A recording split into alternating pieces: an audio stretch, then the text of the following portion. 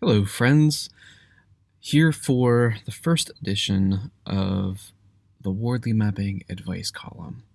So, I sent out a newsletter the other day and asked for people to share their questions, their ideas, anything they would like advice on with respect to Wardley Mapping. And a bunch of people responded, and that's exciting. So, first up is Joel Eden. And Joel writes, as a consultant in the areas of design research, design strategy, experience design, lean product management, etc., I already have so many methods that I use with clients, and it can feel like we are asking them to start over with different thinking each time we introduce a new method to them. For example, I use scenarios, just text and storyboards, experience mapping, blueprinting, emotional story arcs, etc. Do you have any advice on how to incorporate Wardley mapping with these other kinds of methods and artifacts in a way that doesn't feel like starting completely over? So, a way to integrate into this existing work that flows well. I love this question so much because it is a great excuse for me to talk about one of the sort of ways of introducing and teaching people new methods that I think is very helpful, which is to, instead of leading with the label, like this is Wardley mapping, or this is event storming, or this is team topologies, which I think is basically a way for people's eyes to gloss over right away. It's like, oh, you're teaching me a technical thing using words I've never heard before. Shut down, right? Instead of having to overcome that hurdle, instead use the situation to introduce a specific tool from these different methods.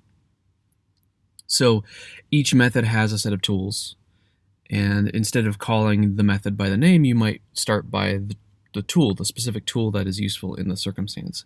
So in Wardley mapping, like I break down Wardley mapping into tools like value chains and users and needs, if you want to get really simple with it. I also separate out evolution sometimes. That's another useful tool. And the doctrine tables, the climate patterns, things like that. Like these are all like tools. You can even go like more specific. It's like, oh, this specific doctrinal principle. Hey, like you should emphasize communicating clearly. Like, oh, that's a specific tool. You should recognize that things are changing when they evolve. Like, that's another tool. So these specific tools are useful in specific situations. And so instead of like cluing them into like this whole methodology, I prefer to start with the tool and only pull the tool out whenever there's a situation that really makes sense to bring forward. So, for example, if we were having a conversation about what to build or what to buy, maybe I'd pull out evolution because it immediately prompts the conversation about where are these different parts of the system in terms of evolution. Should we be building our own, or should we be buying or outsourcing?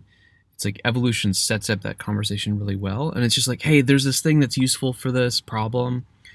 And yeah, later you can say that it's Wardley mapping, but I mean, for the most part, people don't care. And I think it's also useful to like make sure that you cite your sources and emphasize that like this thing that we're using comes from this world. But like a lot of people just don't care about that stuff and aren't ready to listen to hear it until they've taken an interest.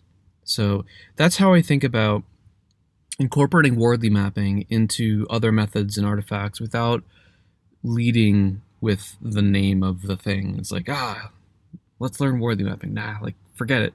Let's use evolution real quick because it makes sense in this situation. Oh, you haven't heard of evolution? Okay, great. So here's how it works.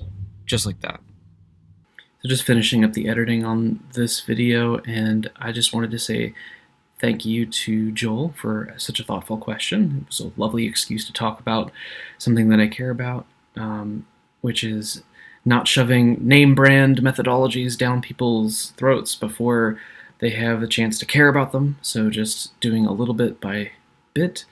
and I look forward to hearing about how you use the useful little tools in Wardley Mapping in combination with the other things that people already value. So very cool. Thanks, Joel.